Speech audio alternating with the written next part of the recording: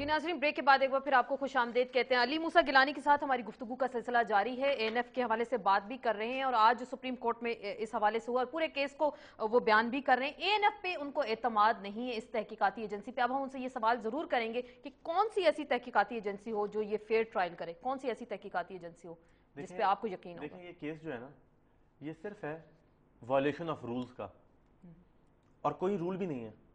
जो high court में पेशी पे जज साहब ने सवाल किया कि किस रूल की वायलेशन की है, आप मुझे वो रूल ला के दें, तो ANF fail to provide any rule. कहीं नहीं लिखा हुआ कि 500 देनी है, 1000 देनी है, 6000 देनी है।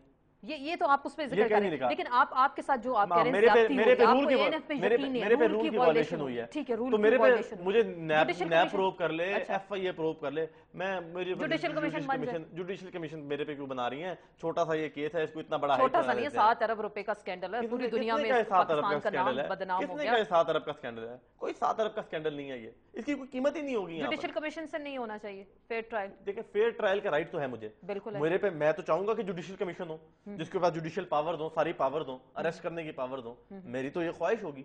मेरी पिटीशन अभी भी है कि चेंज ऑफ इन्वेस्टिगेशन की सुप्रीम कोर्ट में पड़ी हुई है, उस पर डिसीजन पेंडिंग है अभी भी।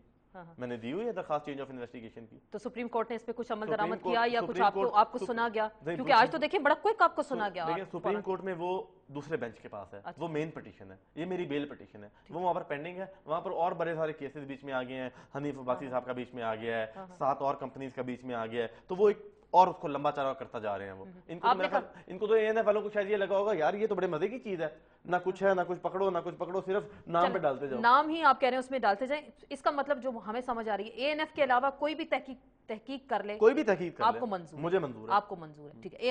एएनएफ पे आपको एतमाद है। फिर मैं पूछूंगी वजह, एतमाद, अदम एतमाद की वजह। मुझे अदम एतमाद एएनएफ पे इसलिए है कि एक शख्स जो ब्रिगेडियर फहीम,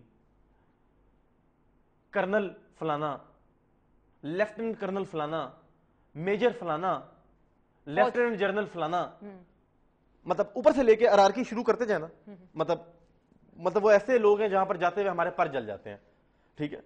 तो वो सब इतने पावरफुल लोग हैं कि वो तो कुछ भी कर सकते हैं। सिर्फ बेचारे सेक्रेटरी नारकोटिक्स ने सुप्रीम कोर्ट में ये कहा था कि ये एएनएफ इतनी ताकतवर है कि ये वजीर आजम की गाड़ी में भी चर्च या हीरोइन डाल के ना उसको भी अंदर करवा सकती है, पकड़ के लेके जा सकती है, मतलब खुद डाल के।